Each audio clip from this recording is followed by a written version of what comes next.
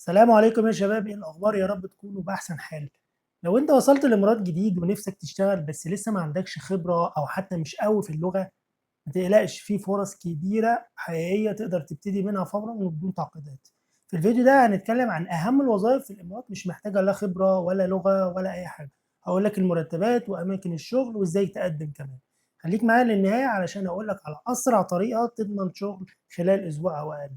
بس ما تنساش لو عجبك الفيديو تدعمني بلايك واشتراك في القناة، وتعالى نبتدي بأول وظيفة. الوظيفة الأولى هي سهلة وبسيطة جدا، هي عبارة عن عامل ترتيب رفوف في السوبر ماركت أو الهايبر ماركت. كل المطلوب منك إنك ترتب البضاعة على الرفوف وتتأكد إن كل حاجة في مكانها. الراتب تقريبا ما بين ال 1500 إلى 2000 درهم، وساعات كمان بيدوك بدل سكن أحيانا. أماكن التوظيف بقى ممكن تكون في كارفور، في لولو، أو سوبر ماركتات محلية. المطلوب بس منك إنك عندك يكون في لياقة بدنية شوية بسيطة. أنت لازم تلتزم بالمواعيد ومش مطلوب أي لغة. لما تروح تقدم خليك لابس كويس، تلبس فورمال وورقك جاهز. ونصيحة مني ليك، لازم تعمل سي في كده بسيط وفيه صورة شخصية، وتاخد معاك نسخة من الهوية أو الفيزا. تاني وظيفة معانا مهمة جدا في الإمارات، خاصة في المطاعم والكافيهات، اسمها مساعد مطبخ اللي هي الكيتشن هيلبر. ده تقريبا المرتب بتاعها بيبدأ من 1300 ل 2000 درهم على حسب المكان اللي انت فيه. وساعات كمان بيدوك أكل مجاني وده الأغلب. ممكن كمان سكن، بيدوك سكن فري. وممكن تتطور كمان وفي فرص للتطور في المجال ده. مش محتاجة لغة ولا خبرة كبيرة، بس لازم تكون نضيف شوية، سريع في الشغل. لازم تتحمل مثلا ضغط المطبخ، لأن ضغط المطبخ بيبقى في الصيف صعب جدا، وبيبقى فيه ضغط شغل كبير، بيبقى الموضوع مرهق شوية. فلازم انت تكون تتحمل الموضوع ده. روح للمطاعم بنفسك واسأل، او اتصل بالمطاعم الكبيرة زي بيتزا هات او كنتاكي او مطاعم هندية. دايما عن طريق الابليكيشن، في ابليكيشنات كده ممكن تقدم عليها، او عن طريق الموقع الرسمي بتاع كل مطعم. الوظيفة الثالثة واللي ناس كتير بتبدأ بيها هي مندوب توصيل أو مساعد توصيل. مش لازم تكون بتسوق، يعني ممكن تكون مجرد مساعد في التوصيل، وده بيكون مع شركة أو سائق. أنت بتقعد جنبه وهو اللي بيسوق وأنت اللي بترتب كل حاجة. طبعا المرتبات ما بين ال 1500 ل 1200 درهم. ولازم تكون سريع ومتاح خلال فترات الذروة اللي هي بتبقى في وقت الزحمة، اللي هو مثلا من الساعة 11 12 الظهر لحد الساعة 5 أو 6 بالليل. طبعا الشركات اللي موجوده من الموضوع ده في مثلا طلبات او نون، او في امازون. امازون الامارات برضو بتبقى بتطلب ناس كتير قوي بالموضوع ده. او مثلا شركات المياه المعدنيه اللي هي بتوزعها على البيوت او الاماكن او الشركات، بتبقى محتاجه مندوب توصيل بنسبه كبيره، وعلى طول دايما بتبقى محتاجه. لو معاك رخصه او بتفكر تطلعها، طبعا ده بيديك اصلا اوبشن زياده، وممكن يكون مرتبك كمان اكتر بكتير، لان انت بتشتغل في نفس الوقت مندوب توصيل وكمان سائق السياره. الوظيفه الرابعه تعتبر من الوظائف اللي فيها شغل مستمر، هي عامل تحميل وتنزيل او مساعد مخزن. ده المرتب بتاعها من 1200 ل 1800 درهم زائد سكن، وساعات كمان بيدوك اكل احيانا. وغالبا الشغل بتاعها بيبقى موجود في مستودعات شركات التوصيل او شركات اللوجستيات او المصانع. تحتاج بقى قوة بدنية او التزام. مش لازم تتكلم انجليزي كويس، بس هي محتاجة الحاجات اللي انا قلتها دي بنسبة اكتر من اللغة كمان. بعد فترة ممكن تترقى لمشرف، أو لو أثبتت نفسك ممكن تمسك حاجة في المكان. يعني فيها فرصة إن أنت تترقى بشكل كبير، ده برضه على حسب مجهودك وعلى حسب الشغل اللي أنت بتعمله. وطبعا المديرين بتوعك هيشوفوا الكلام ده، فطبعا بيبقى فيه نسبة كبيرة إن أنت تترقى وتزود دخلك طبعا. الوظيفة الخامسة وهي طبعا الأمن. الأمن يا جماعة، شركات الأمن هنا بالإمارات بتدور دايما على شباب لازم يكون عندها التزام، ويقدروا يلتزموا بالنظام والانضباط حتى لو ما عندهمش خبرة ولا لغة. هو بس محتاجين شوية حاجات مهمة أساسية. لازم مثلا سنك يكون ما بين ال21 وال40 سنة، بس بعض الشركات بتقبل فوق ال45 كمان. طبعا طولك ما يقلش عن 170 سم لبعض الشركات. طبعا ضروري ان انت تكون في حالة صحية جيدة تقدر تقف بال 12 ساعة في المكان. والافضل تكون داخل الدولة، سواء بقى زيارة او فيزيت سياحة، بس لازم تكون موجود في الدولة عموما يعني. لازم يكون عندك طبعا جواز سفر ساري. ومنظرك بيكون برضو ايه، الى حد ما مقبول يعني، حسن المظهر بشكل عام. بس بيبقى في دورات مطلوبة غالبا بعد التقديم يعني. في دورات مثلا زي البي اس بي دي، دي بتبقى في دبي، وفي أبو ظبي اسمها السيرة، دي دورات إلزامية مدتها تقريبا من 5 ل7 أيام. أي بعض الشركات بتدفعها عنك، اللي هي من 1500 ل 2500 درهم.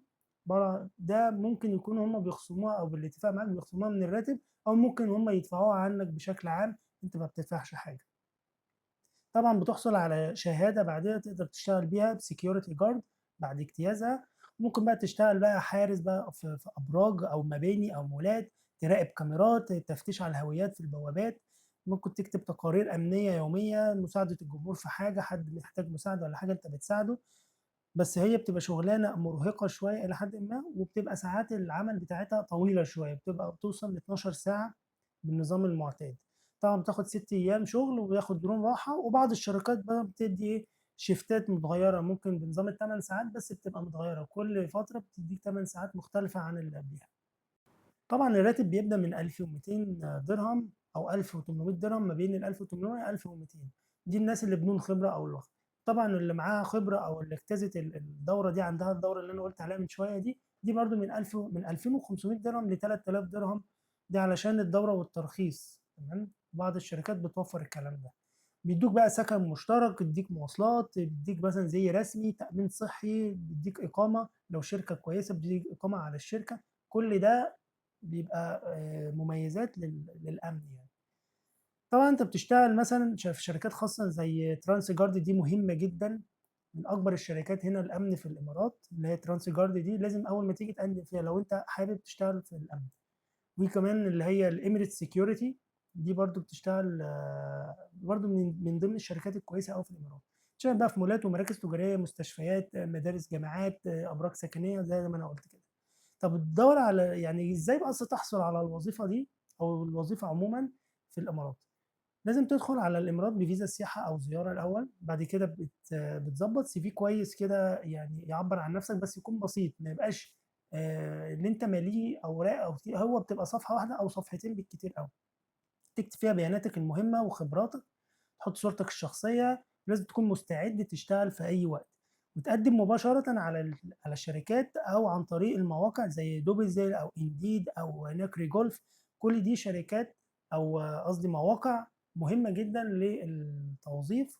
ولازم قبل ما تيجي الامارات او حتى وانت موجود في الامارات بتدور على شغل تاني، لازم تعمل بروفايل كويس قوي في المواقع دي، عشان دي من اكتر المواقع اللي بتوظف ناس في الامارات وبتبقى محل ثقه يعني. حتى الشركات الكبيره بتنزل على اللينكد ان طبعا، وعلى الناكري جولف والانديد والدوز، كل دول بيقدموا الاعلانات بتاعتها على المواقع دي. فانت اول حاجه انت بتعملها، انت بتعمل ملف كويس، وبتحط السي في بتاعك كمان في ضمن الملف في المواقع دي، وبتقدم دايما تتابع على الشركات اول باول. بس شوية نصائح كده هقولها لك علشان تقبل في الوظائف دي. أول حاجة لازم تهتم بمظهرك وقت المقابلة، ولازم تكون واضح إنك ملتزم وجاهز تشتغل فورا. ما تقعدش تسأل كتير وتقول لا طب ده ينفع وده ما ينفعش في المقابلات. أي حاجة هيقولها لك أنت وافق عليها، عشان هم يحسوا إن أنت عايز تشتغل بجد وأنت بتاع شغل. عشان كده أنا بقول لك في ناس كتير في المقابلات يقول لك لا طب ده مش مناسب معايا، طب المرتب مش عارف إيه، لا الكلام ده هم بيتضايقوا من الراجل أو الشخص اللي هم بيقعد يسأل كتير، او مثلا تحس ان هو مش بتاع شغل، فيقول لك لا ده مش بتاع شغل من الاول، فهم بيرفضوا. عشان كده ايه الناس ما بتاخدش بالها من الحاجات دي يعني. تاني حاجه لازم اوعى تدفع لحد فلوس عشان يوظفك. ما تثقش في اي حد، او شركات توظيف اللي بتاخد فلوس ما تدفعش فلوس لاي حد. شركات التوظيف الكويسه او الموثوقه والمحترمه ما بتاخدش فلوس من حد، بتاخد فلوس لما بتشتغل بتبقى بتاخدها من الشركه مش من حضرتك.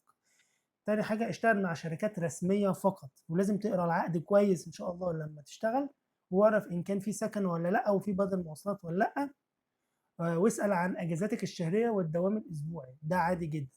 فأنت لو أنت لسه بادئ حياتك أو بتدور على فرصة جديدة في الإمارات، ما تترددش إنك تبدأ من الصفر. الشغل اللي أنا قلته ده مش عيب، أنت بس بتبدأ حياتك، وبعد كده إن شاء الله ربنا يكرمك وتلاقي شغل في أحسن حاجة في أحسن مكان، وتطور من نفسك. كل ده بيجي مع الوقت. مفيش حاجة اسمها شغل بسيط أو شغل صغير، كل وظيفة ممكن تكون نقطة بداية ليك، حياة جديدة، استقرار، تحقيق حلمك. ابدأ واتعب في الأول واشتغل، وإن شاء الله هتوصل بإذن الله. وإن شاء الله الفيديو ده يكون ساعدك أو بمعلومة واحدة حتى. وما تنساش تعمل لايك واشتراك في القناة وتفعل الجرس علشان يوصل لك فيديوهات جديدة عن الشغل والحياة في الإمارات. واكتب لي في التعليقات إيه أكتر وظيفة شايفها مناسبة ليك، ولو عندك أي سؤال أنا هرد عليك بنفسي. واشوفك الفيديو الجاي. السلام عليكم.